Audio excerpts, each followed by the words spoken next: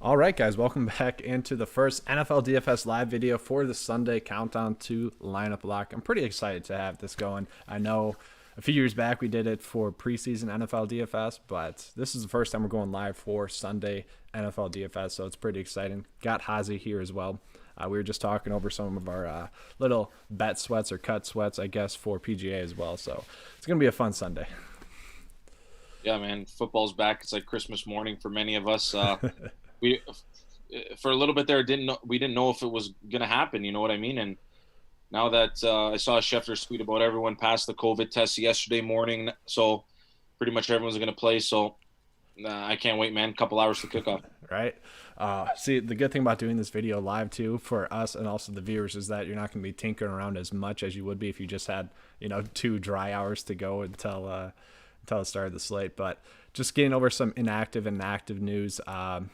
It does look like Boston Scott is going to be chalk. I already have a question coming in about that. We'll touch on that in a second. But Miles Sanders is out. Mike Evans looks like he's going to play, but we don't know how much. Kenny Galladay is doubtful, which brings up Quintez Cephas, which we talked about a little bit a couple days ago. Pretty much, I think that's it. Obviously, James Robinson's guy I talked up a little bit as well. I think that's Boston it. Scott? Yeah, Boston Scott or, Corey Clement. I think he could hold some value too. So DraftKings, how they price the running backs at 4K for week one kind of sucks because someone like Corey Clement would be 3K and then I'd be intrigued to play him because, he needs a few catches to get there. And I think he would do that. But now it's just way too risky. And even James Robinson, he'd be like a 3K lock this week and that's just not working out. But go ahead. No, I was gonna say because he's projected, unless I'm reading it wrong, to get 0 points this week. I don't know why that is. There's just Who is that? Sorry. James Robinson. That's definitely wrong. He's gonna score some points for sure. That's weird. Yeah, because that was the first guy I put in my lineup. I'm like, all right, Jacksonville. Let's get it going. Yeah, man, good price for him too. Oh yeah, I like him quite a bit. I mean, if he scores a touchdown, he's easily in value. I think he's going to get around 12 DK points for sure. Honestly, so the difference between Boston Scott and James Robinson on FanDuel, I think, is a lot slimmer just because of DraftKings being full point PPR. That difference there, I think, favors James Robinson a little bit more. You can gain some ownership leverage there. So I like him a decent amount. I got Billy coming in with the chat saying, "What's up, boys?"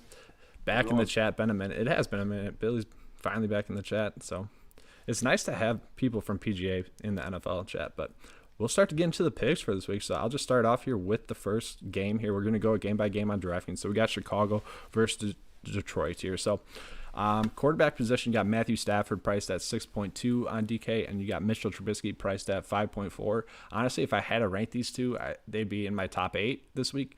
Stafford was obviously a stud last year, and you could stack him pretty easily, especially now with Kenny Galladay inactive, with Marvin Jones. So I like these two a decent amount. You got Mitchell Trubisky, who had his 2 best games against Detroit last year. 27 DK points and then 19 DK points. So it's a pretty strong average there for Mitchell Trubisky. And at this price point, if he even gets like 18 DK points, he's going to pay off that price point. I expect him to rush a little bit more. Are you going to be playing either of these two, or am I just kind of hyping them up too much? Mitchell Trubisky has 9 touchdowns to 1 interception career against the Lions, and especially with Darius Slay gone, like we're talking about earlier, and Jeff Okudah not playing today. You think that he's going to have a big day. And actually, just quickly, a little side note, because he is on the Bears, I was having a debate with my buddies at school, and I honestly think that James Robinson, Allen Robinson is a Hall of Fame wide receiver if he had just average quarterback play. Think about it. He was at Penn State with Christian Hackenberg, who stunk, and now with Mitchell Trubisky, and he was in Jacksonville with Blake Bortles. Like, that guy is he? I think if you're going to play Mitchell Trubisky today, you have to play Allen Robinson with him. Yeah, I agree. And then we'll just go to the receivers here real quick. So I'm going to make a stack build here real quick on the live stream, just kind of touching on it. But I think this is a very easily stackable game. So I already mentioned Allen Robinson. Yeah, sure. Detroit is ranked 31st against receivers. We don't know if that's going to hold up this year. We think it will. We think it will not be as drastic, but still they're not going to be good against the pass. He went for 22 and 14 DK points against them, priced at 6.5. I like that quite a bit, but I also do like Anthony Miller quite a bit as well. You saw him really come on last year with Taylor Gabriel getting injured. When Gabriel was off the field, Miller really stepped up his fantasy value. He was averaging over 15 DK points per game in those games without Gabriel. Honestly, I think Miller is one of the sneakiest plays on the board this week. He could easily go for 20 DK points and wouldn't shock me quite a bit. So I actually really like that stack quite a bit. Now, my question to you is, who would you run it back with? Marvin Jones and maybe the value play of Quintez Cephas, because it does look like Galladay's out and Danny Mendola's banged up. So, Marvin Jones is going to get the touches, targets. Yeah. I think he's like averaging an insane like 20 DK points per game over the last 3 years when he's the receiver number one. It's something like really crazy.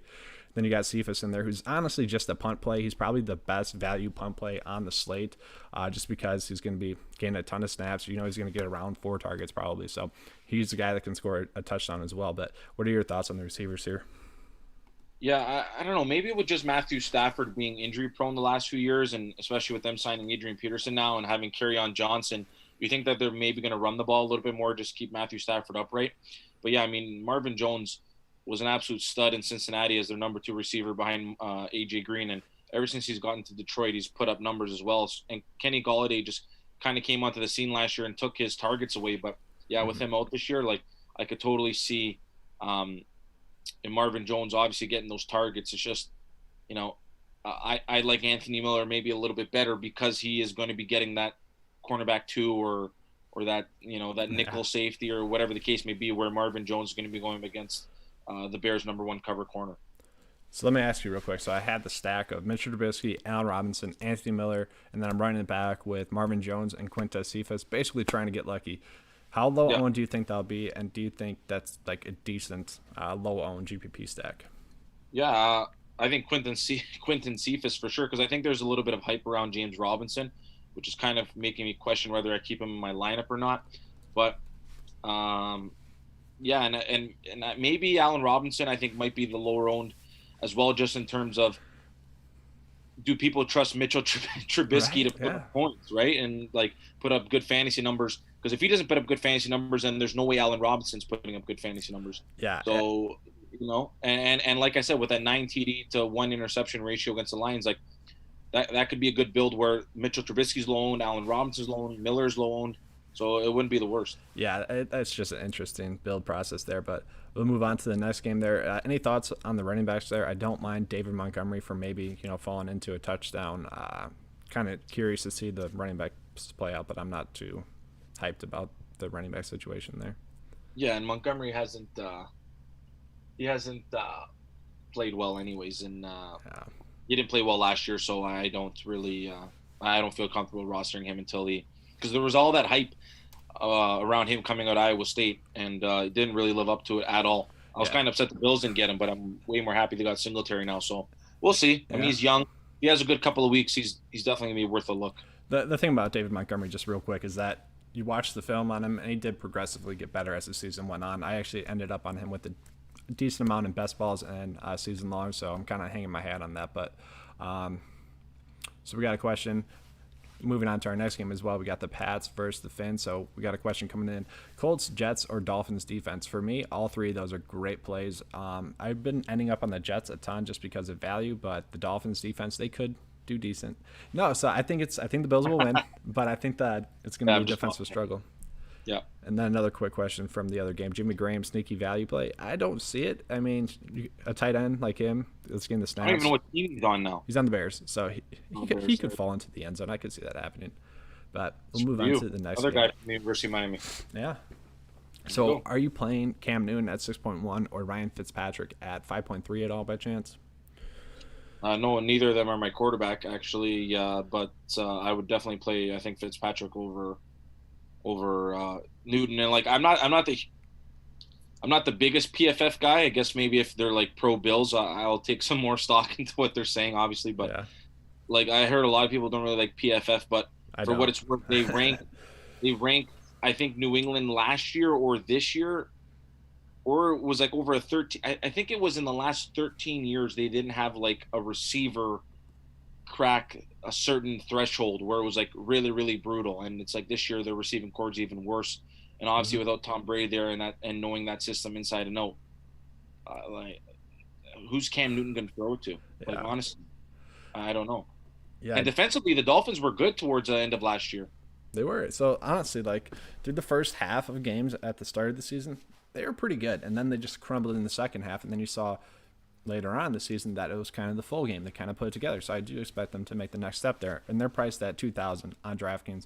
For me, whenever I'm playing a defense at 2,000, I just want them not to go negative. And I think the Dolphins won't go negative. I think there's going to be some chemistry there between, Cam Newton and the rest of the team where they got to figure it out a little bit more. And, the short off season probably didn't help.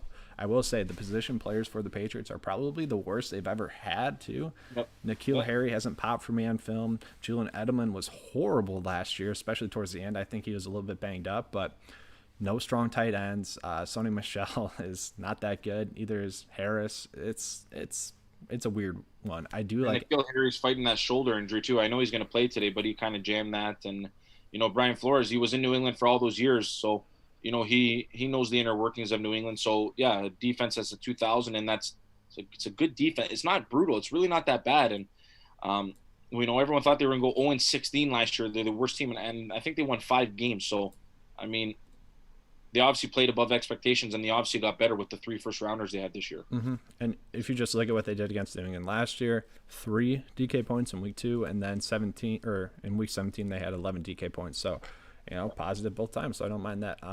The really only player I want to touch on in this game, really for me, is 2 of them. Preston Williams, I like his value there, 4.5. He's going to get around 6 targets. He should get around 10 DK points. I like that. That's a solid value for this week with how DraftKings price it. And then Julian Edelman in cash, I am just going to fall to quite a bit. I do think the targets are going to be there. He should get around 5 receptions, probably 12 DK points there at that price point. I'm going to gobble that up all day. So I don't love it, but it's kind of, he's the lowest priced receiver that I feel good about, safe about, especially for cash purposes. Yep. All right, so we'll move on to the next game here. What do we got here? Philadelphia versus Washington. So this is actually one of my favorite games to stack. I don't know about you, but this one I'm pretty excited about because Carson Wentz, 6.3. I think he's the safest, lowest priced quarterback that we can go with. That's probably going to get 20 DK points. Then Dwayne Haskins. Haskins actually had one of his best games against Philadelphia last year. That was obviously when they're a little bit more banged up in the secondary, but he's priced at the min price for a starting quarterback this week. So if he gets like 15 DK points, he's going to hit value. And then the receiving core is not horrible. Terry McLaurin, Steven Sims stepped up quite a bit. And then the hype, he's not going to be as chalky this week because of Boston Scott, who also is playing in this game, but you got Antonio Gibson. It's interesting. So for me, my favorite values are Boston Scott, Antonio Gibson, and James Robinson. I've kind of been rolling with James Robinson a little bit more in GPPs just because of the lower ownership, but it's tough to pass up Boston Scott. What are your thoughts? Yeah, I know. A buddy of mine took him late in our fantasy draft on Wednesday. Because look, Eagles have had injury problems, and obviously Miles Sanders not playing this week, so you think that Boston Scott's going to get the majority of the carries. And just speaking about Terry McLaurin, like he's my flex this week. I think him and Dwayne Haskins just being at Ohio State together, and last year obviously built a good rapport with each other, and I think that Dwayne Haskins is most comfortable throwing him the ball. So I think that he could have a huge game today against the Eagles. Yeah, and so, Terry McLaurin, he had his 2 best games against Philly last year as well. What about Deshaun Jackson? Any ownership for him? He had 1 big game last year. That was pretty much the only game he played in, and that was against Washington. I don't know Jackson anymore, man. Last year he was having a good year, and then he had that weird oblique injury where like he kept prolonging, and then he never played again. I just feel like for the type of receiver Deshaun Jackson is, I think he's a couple years past any more good years left in him stats wise, and maybe he can pop off this week because of Alshon Jeffrey not playing, but you still got Zach Ertz, Dallas Goedert, and I wouldn't be surprised to see Boston Scott using the passing game too, because I know the Eagles like throwing it to the running back, so that could be a thing to look at too when rostering Boston Scott. Yeah, I think Boston Scott's is going to be the go-to value play. He's priced down enough. Obviously, from when he started taking carries away when Sanders was a little bit banged up to the last week that he was playing, he was like a top 10 running back in that short period of time. Now that's a small sample size, but I like it. He did go for 13.5 against Washington last year as well. I do want to mention Corey Clement. I don't know if we talked about this off air or right at the start of the video, but Corey Clement, former Badger, former Super Bowl MVP. Oh, wait, they didn't give it to him because quarterbacks always win it.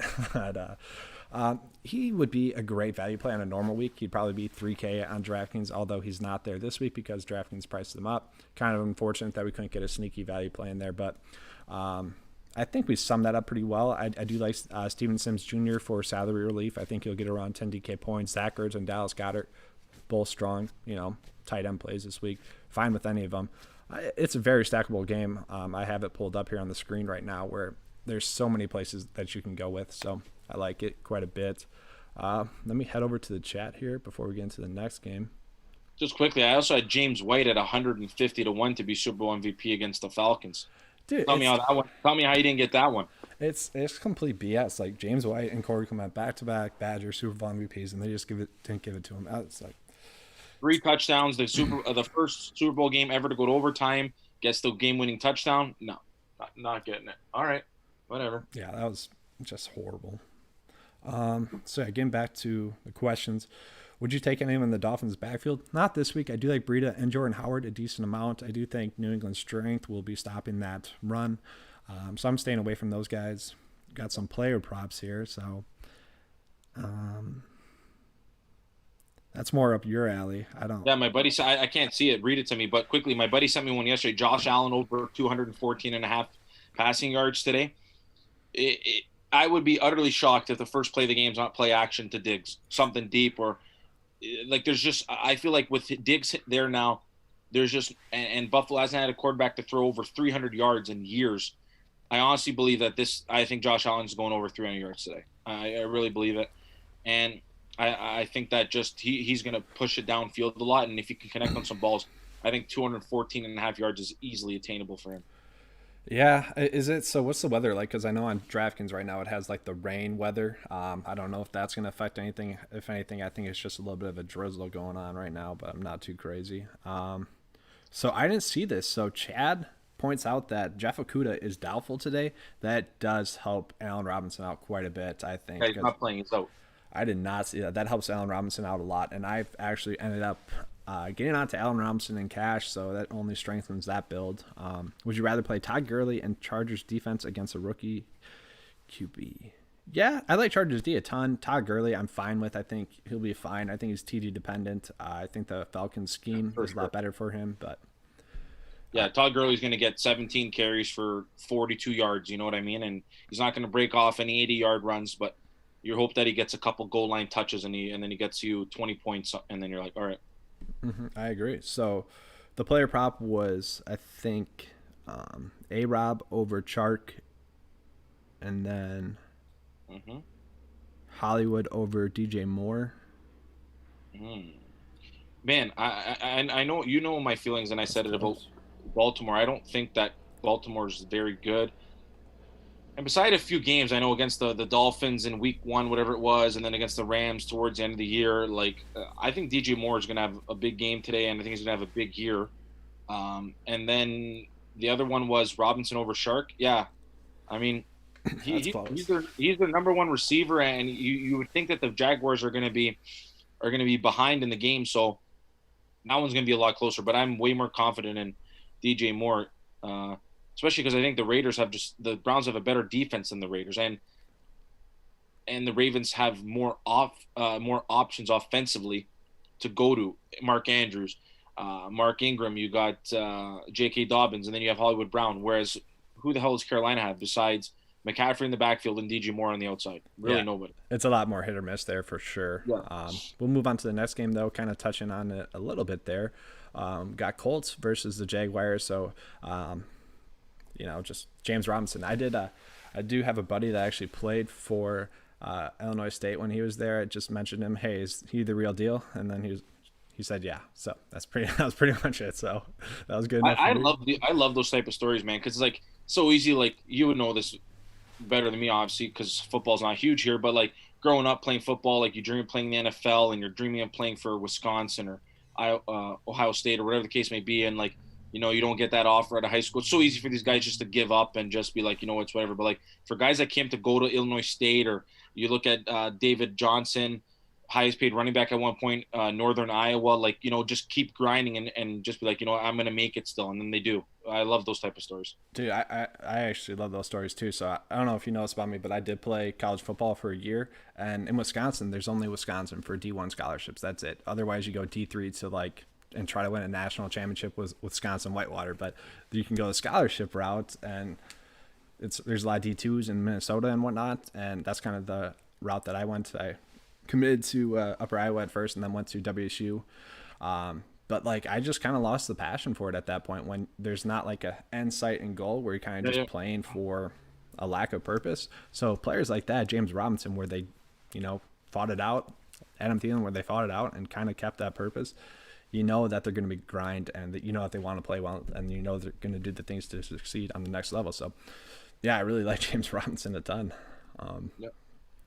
But yeah, so we got Phillip Rivers, Gardner Minshew. I don't really like either of them at their price points. I think there's some safer routes that we can go with there at their price points.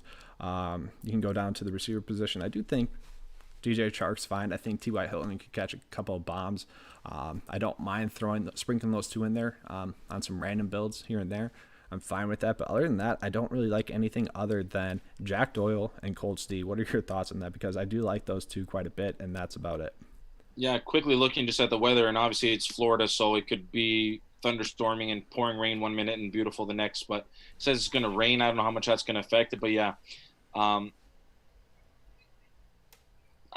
only thing I'm worried about with T.Y. Hilton is just it really seems that Phillip Rivers' arm has deteriorated a lot over the last few years. And not that T.Y. Hilton is only a deep threat and can only run go routes. Obviously, he can do way more things. He's a great receiver, but like you need those, one catch, 60 yards, touchdown, boom, right away you're at 12 points for a receiver, and then you're free rolling the rest of the game. Like how many of those is T.Y. Hilton going to get? Where you could totally see, and when Hunter Henry was healthy with the Chargers, how much effective he was in the passing game. So you can see Jack Doyle getting like 4 or 5 catches for 56 yards, and maybe one of those ends up being a touchdown, and there you go. Whereas opposed to T.Y. Hilton, he only gets 2 catches for 22 yards. Like you could see that happen as well. So if I had to choose Jack Doyle or T.Y. Hilton, I would choose Jack Doyle. Yeah, Jack Doyle's kind of my default go-to cash play and GPP play just because he's priced down low enough to where if he doesn't exactly hit, he's not going to hurt you too much, but he should get there. So I agree with that. That was a quick game. We'll move on to the next one here. I got my Green Bay Packers versus the Minnesota Vikings. So I'll just kick it off here. So Aaron Rodgers, Kirk Cousins, I don't think we have to play them, although I do think Rodgers stack with like Devontae Adams could be a little bit sneaky. That could be 40 to 50 DK points combined. I wouldn't go crazy with that, but I don't mind it. I think the real value here would be Aaron Jones at 6.9. We know he could go off on any week. It's not safe in cash. Devin Cook's priced up a little bit, but I think he'll get to around 22 DK points. Devontae Adams is pretty much the go-to play here, though. I think he averaged 25 against them last year. So 26 and 27 against them last year, so a little bit lower than that. But Devontae Adams is kind of my go-to cash play at receiver this week. What are your thoughts on this game? Yeah, you having trouble there, Eric? Yeah, I need some water. Well, we saw last year, now Xavier Rhodes was overrated. I got a buddy of mine who's a big Vikings fan, so he's seen Xavier Rhodes play enough.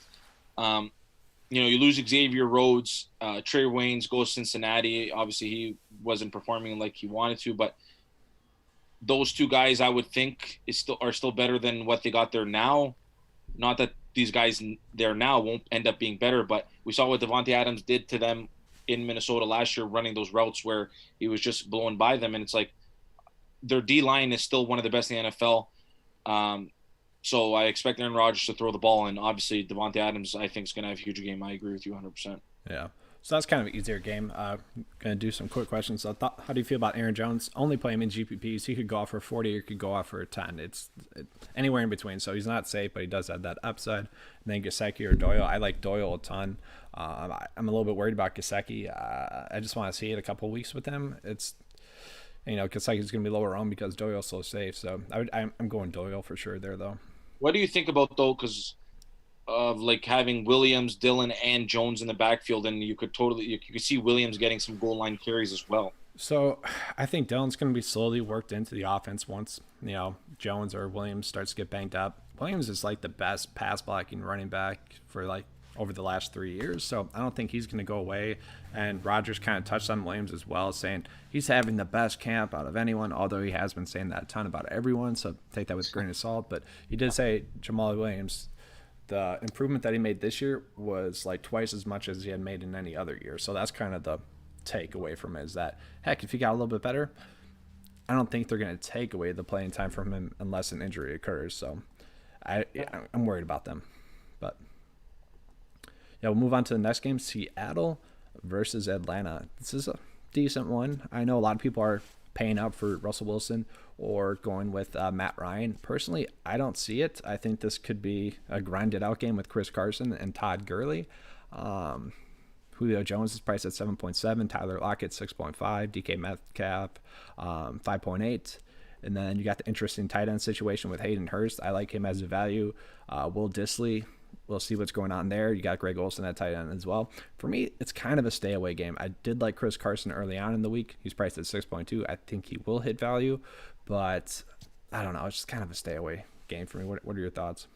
I put DK Metcalf in my lineup. I think he, especially down the stretch, he was, Russell Wilson's favorite receiver. And I just think that I think he's too good to not be able to take over this game at certain times. And I don't know. You tell me why I shouldn't play DK Metcalf. Just because I think it's going to be more of a ground and pound game. I think Carson and Todd Gurley are going to get like 40 rushes combined. I think they're just going to bleed out the clock, both of them. I don't know. Tyler Lockett's still a good receiver as well. They're going to mix the targets in there. Greg Olsen, maybe to get some more playing time. I think we're going to see a lot more two tight end sets from Seattle.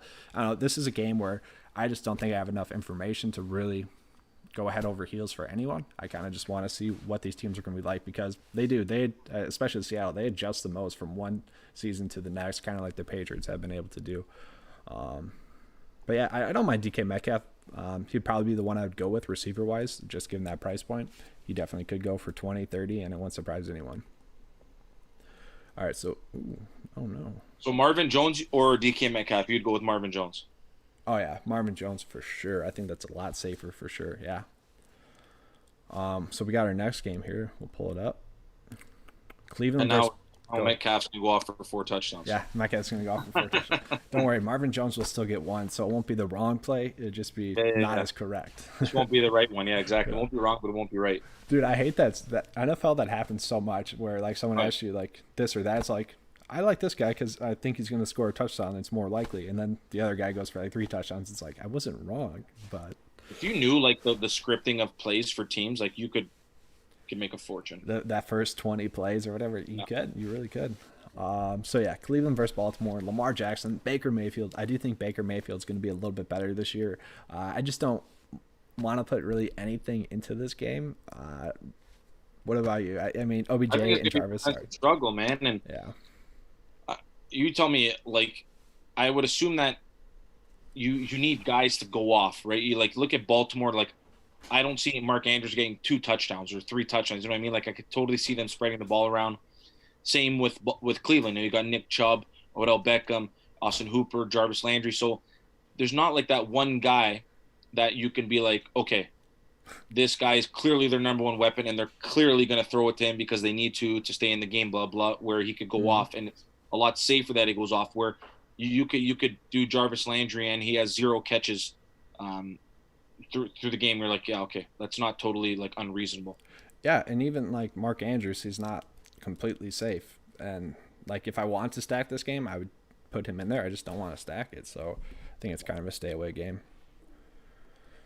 So we got about 26 minutes until lineup black. Got 5 more games left, so doing pretty well in time here. Now we move on to your team, the Buffalo Bills, taking on the New York Jets. And we have a little bit of a difference here because I actually like the Jets defense, and you're kind of feeling the Bills and Josh Allen. So let's hear what your stack for Josh Allen and the Bills would be. I think if you're going to go Josh Allen, you have to go Stephon Diggs, because I think that they're obviously going to want to get him the ball, being their prize free agent. Sorry, one second. Yeah. I just have to go. My grandmother is yelling at me right now. I'll be back in a little bit. That's great. All right, I'll switch it over. All right, so that is awesome.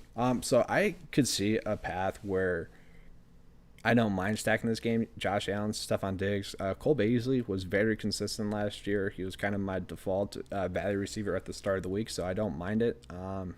You saw like targets be consistent. You saw him have some upside weeks. I just don't love that too much. Dawson Knox is a tight end that I absolutely love this year, season long. But we need to see it from him first. If I said we have to see it from Gesicki first, we definitely have to see it with Dawson Knox first. Oh, baby, we just got a subscriber. All right, Hazi's back. We'll get him back on the camera. I left and they subscribed. Isn't that weird? That's that's weird how that works. Yeah, man. I don't know. Dawson Knox, I just heard you late there. The only thing worried about me with him is that he dropped a lot of, like, he caught a couple balls that it's just like, wow. And then he dropped some that's just like, how? How did you manage to drop that ball? But yeah, like I was saying about Stephon Diggs, obviously you have to play him if you're going to play Josh Allen because I think they're going to force feed him the ball maybe in a couple instances too. And I think they're going to take multiple deep shots. So if you don't want to play maybe Stephon Diggs, I think John Brown's a good option as well because obviously he was really, really good for Josh Allen last year and he's also a deep threat. So is it a thing where if you are stacking this game, you would do one or the other? Yeah, I wouldn't go both receivers. I would just go one or the other, if anything. And then Devin Singletary, I know he's, a lot of people draft him early in fantasy, and I think he's going to have a big year. But I think Zach Moss could take some of those carries away from him on the goal line.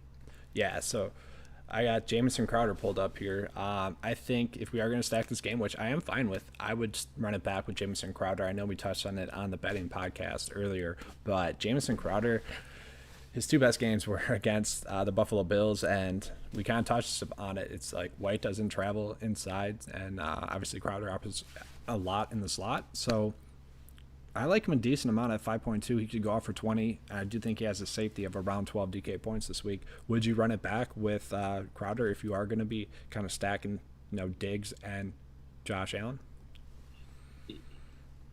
Personally, I think I would rather play Le'Veon Bell just in terms of he's a guy that he's one of the best pass catching running backs in the NFL, and I think they're going to utilize him a lot more than they did last year because for what they paid him, they did not obviously get a return on that investment. So I think that he's going to get a lot of carries, Le'Veon Bell, and I think he's going to be a good pass catching option. But receiver wise, I agree with you, Jameson Crowder. Like you said, he had the two best games of last year against the Bills, and he's going to be their number one weapon offensively for this game, at least on the outside. So I like those two a lot. So my question with you this morning, dude, it's just like the voice isn't ready yet. Ender last night. Huh? Yeah, I did not. Went to bed at like 9 a.m. I was like, gotta get the rest for tomorrow's stream. No, I'm just kidding. Exactly. So Le'Veon Bell, he's priced at 5.6, and you look at his consistency last year. He only had 2 games under 10 DK points, and at 5.6, if he's gonna get like locked into 10 DK points, that is very intriguing. Now, sure, the snap share won't be the same as it was last year. They have Frank Gore there. They have La'Mical Pirine, who I like a decent amount as well, but he's still going to get his touches and opportunities there. So I might have to put him in some builds now. You kind of got me onto him, so I don't mind that call. But we'll move on. Hopefully the Bills win by 40 and he still gets your DK points that you want. We'll both be happy. Well, would you do Bell and then Bills defense still too? Because I always hate doing that. I hate doing that because then you're cheering for like Le'Veon Bell to get a goal line touchdown, and then you're like, oh wait, like not good for me. You know what I mean? Yeah, no, I agree.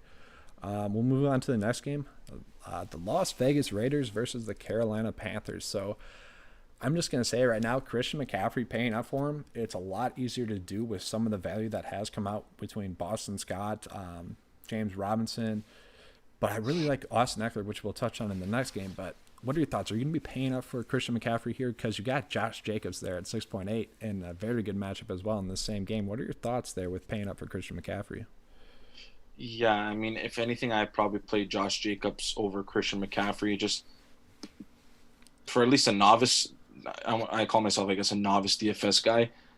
I just don't know where like I could fit other guys and afford a 10,500 or I think was he 10.6 this week? McCaffrey? He's just 10K there. Yeah, I just don't know where like I can find other guys to come in that I think are gonna have a decent week. But I again, like I said about it's him or DJ Moore that are getting the points offensively. So Maybe you stack both of them and then throw Bridgewater in there and then get some value plays other places. Yeah. So just throwing out there, stay tuned for the end of the video. I'm going to do a lineup for you guys with Christian McCaffrey and Michael Thomas. I'm going to put it together for you guys just to show you guys what you could do there, because I think there is an opportunity there where there's some decent value out there.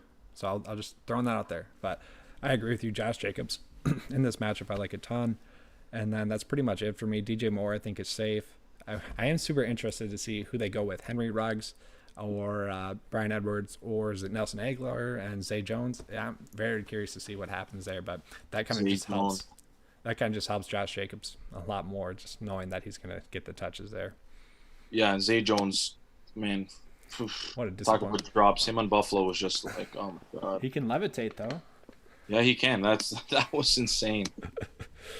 We'll move on to the next game here, which is one of my favorite games as well. You got you got the Los Angeles Chargers and Cincinnati Bengals. You got Austin Eckler here, who I think is going to be pretty much my lock. He's my ride or die this week, really. You saw him just be an absolute stud without Melvin Gordon last year. Obviously, they're without Melvin Gordon this year. I think he's going to be locked into at least 15 opportunities this week, upwards of 22. And which to me, that tells me he's going to get at least 20 DK points. Joe Mixon, I don't mind.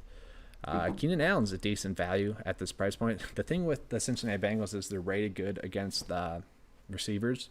That's because they were horrible against the run. Against the run, exactly. So I don't mind Keenan Allen. I think he's going to be sneaky. I think he's a very consistent player. So then you got Hunter Henry there at 5.3. That's juiced up a little bit too much for me, for my liking, but he's typically been a safe tight end. What are your thoughts kind of on this game? Because I don't love anything from Cincinnati's side.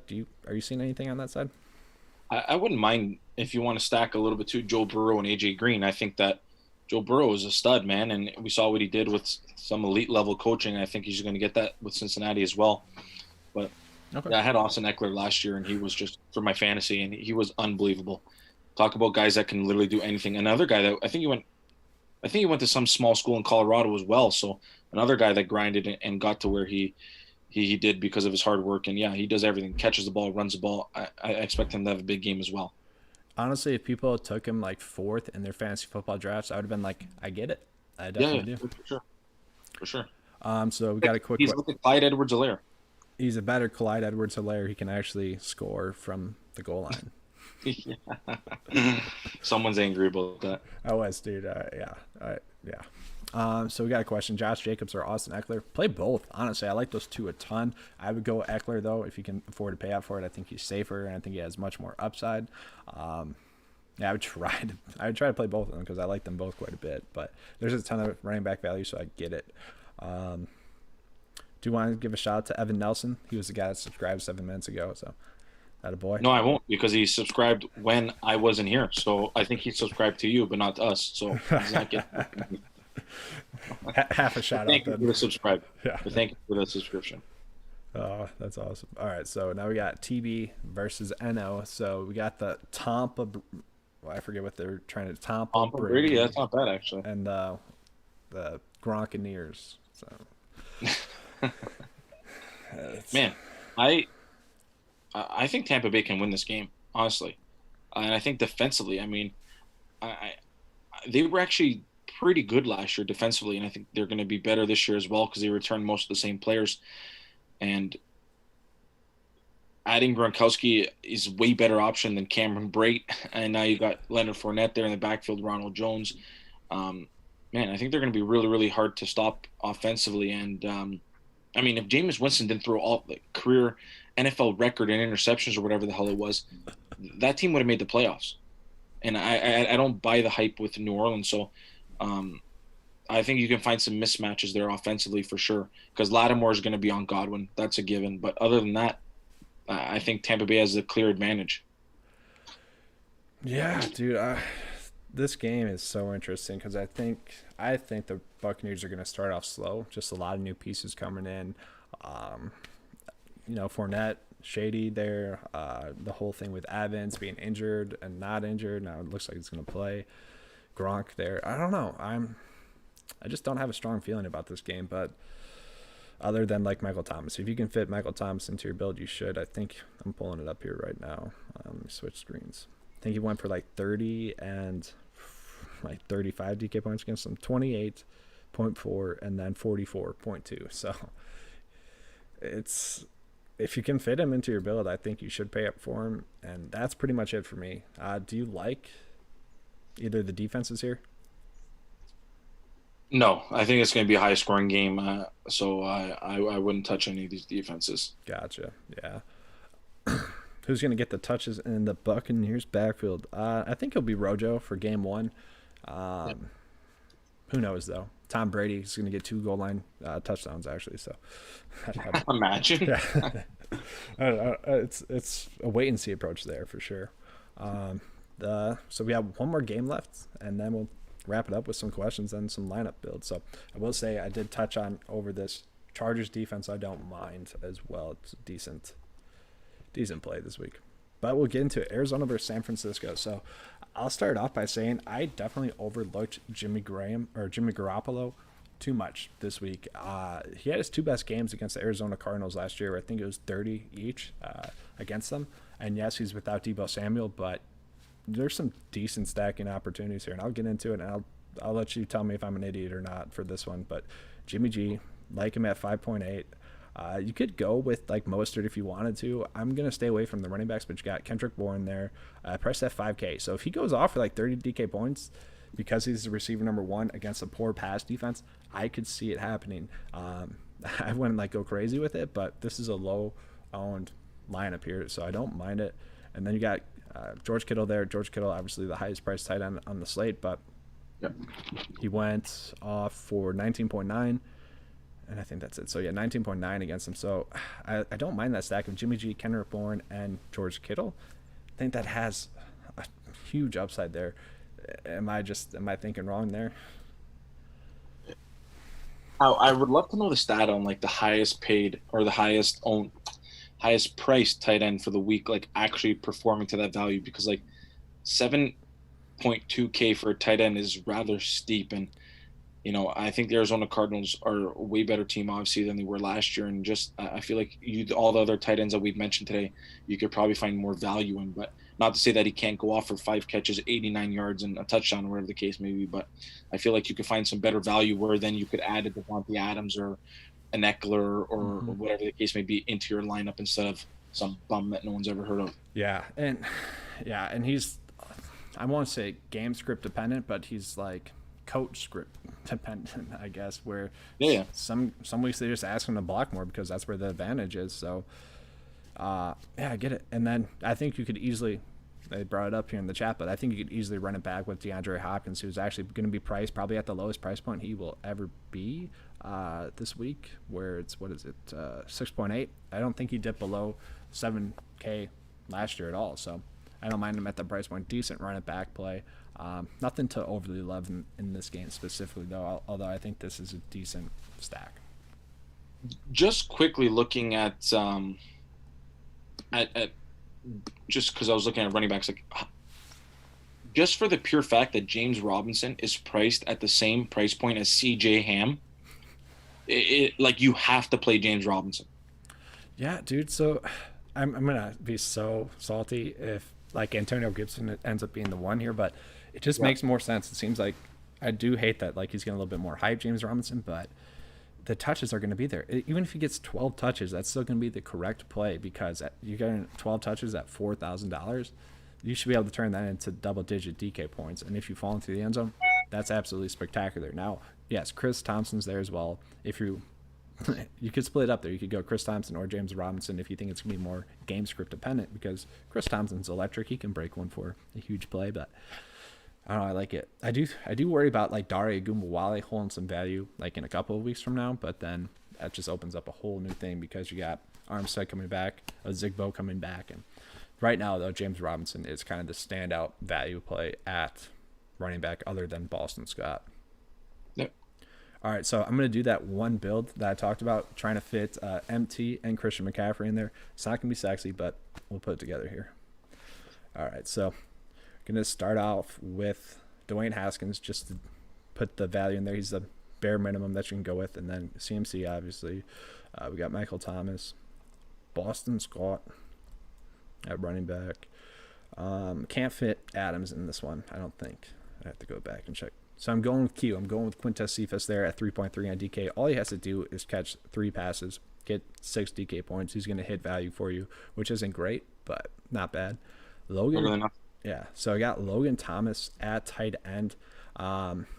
It seemed like him and Haskins had been establishing somewhat a connection there. He's the lowest price tight end that I would go with. If we can pay up for Jack Doyle, I'd rather do that. And you're going to hate this, but I'm going to go with the Jets defense, price at 2.1. I don't know. I think there's some safety there. Then we got 13,000 left over, so we got a ton left over here. I'm not going to finish out this build, but you could go with like Adams or Eckler in the flex spots, or you could go pay down for James Robinson. Well, I'll do it. I'll put James Robinson in there. You gotta do it. But you got 9,000 left over, so you could really mess around with this build and kind of go where you want to. You could go up from Quintez Cephas to, what do we got here? I'm playing Dwayne Haskins, so let's go with Steven Sims. How about? Boom. It's pretty easy to fit CMC and MT into the build if you want to, and you could even fit Adams or Eckler in there, which is a ton of safety. I don't love it, but it kind of makes a ton of sense. So there, I think that'd be a fun thing to always try to do, is like fit the 2 top end guys into the build and see what you can do. Because honestly, half the times last year, if you just paid up for CMC and like whoever else it was, you were gonna cash just because the value of it. And that's the thing too, like, because it opened my eyes just now when we were talking about, like, okay, you're like, oh man, now I got to play Quintez Cephas, like, because I want to pay for my. It's like you said, you don't need that guy to get you 25 DK points. Like, yeah, it'd be nice, and it'd probably win you $1 million, but like if he gets you 10, you're getting way above value for that price point. So you got to think of it that way as well. And even if he gets a 0, you still are paying up for studs that should make up those costs there. What I hate is when like the defensively, where I'm kind of just punting, where they go negative and then like you don't cash because of that, and there's like another defense there, say the Dolphins go for like 7 DK points and like Jets end up going like -2. That's a 9-point difference. That's huge in trying to cash or not, and I hate when that's like the deciding factor. But you don't have to pay up for Quintez Cephas in that lineup either. You can pay up for a decent receiver there as well. So I don't know, it's interesting. No DD Westbrook, that's unfortunate. DD didn't win me. He got me a top 10 in a preseason DFS like 3 times when he was a rookie, and he's kind of got a soft spot for him. Off the map a little bit. Yeah, he has. I don't know if that helps Chark. Maybe. I don't know. Maybe. Do you? So who are your 3 favorite plays? Well, you convinced me to put. I just literally just clicked and now put Allen Robinson in my build. Devontae Adams, like you said, I think that he's going to have a huge game today, just solely based off the fact of the Vikings D line being so good that they're going to throw the ball. And Stephon Diggs, man, I really think he's going to have a huge game this week, and I think that a lot of people are scared of Josh Allen, and that'll just make him lower owned. And I mean, when he puts up 2 touchdowns today, I mean, you're going to get extreme value on it. That's what I truly believe. All right, so you convinced me. I'm going to put in a Diggs Josh Allen lineup in there, and I might even put the Bills D in there just in case. I might just do that. I mean, honestly, you're right. That could be, let's see here, like 20 for Josh Allen, 20 for Diggs, if that's who it's going to. That's 40 right there, and Bills D maybe 10. That's like 50 points there for a decent salary amount. So what happened? So I don't have the news here. So someone said the Jaguars are doing Westbrook dirty. I thought he was just injured, or like I'm pretty sure another contract holdout. I don't know. I doubt it, but you have to fill us in. Yeah, I mean they drafted Levante Chanu or whatever. Yeah, Shavat, something like that. But we got about 7 minutes here before we're gonna log off. So if anyone has any lineup specific questions, get those in, and we'll get those covered. Otherwise, we're gonna BS for about 6 minutes. We'll say PGA DFS side of it, cheering for Christopher Ventura, 100-1. Need him to win, and he's in my best lineup right now. I had like 2 lineups get 6 for 6. He is in one of them, so if he wins, you never know. Man, you know what's crazy too? Because you talked about par 5 scoring being a key stat, and I looked it up. And do you want to guess who the number 1 par 5 scorer on the PGA Tour this year was? Who was it? Take a guess. I would have to pull it up. Is someone on top of the leaderboard right now? Yep. He's a winner of the Genesis Invitational. That's not helping me right now. I'm in football mode. But who is it? I want to know. James Hahn. Really? James Hahn, number one player for par five scoring this year. Wow. I wouldn't And know how to like guess he's that. been irrelevant. He's been Yes. irrelevant for so long. I mean, we talked about it. If you're scoring on those par fives, you're gonna set yourself up to have a good week. But I've got a question. So Allen turned the ball over to my liking. Okay, so yeah, he likes Allen as well. How do you guys feel about Marlon Mack? As a Badger fan, I cannot play Marlon Mack. I can't cheer for that because it's going to be JT season eventually. Yeah. What about you?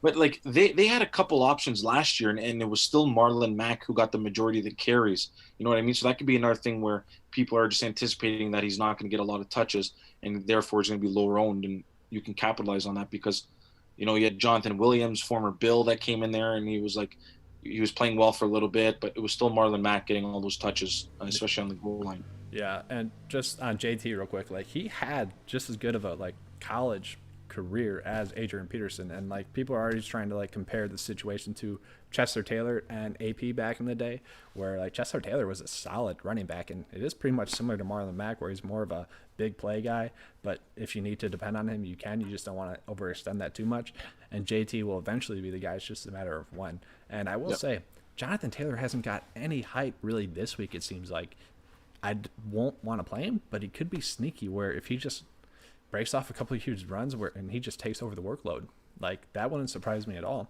just because he's really talented. And you look at Clyde Edwards-Helaire, who everyone was just going with because situation was perfect and whatnot, but I don't know, it's sneaky. I think it's sneaky. No, I agree with you 100%.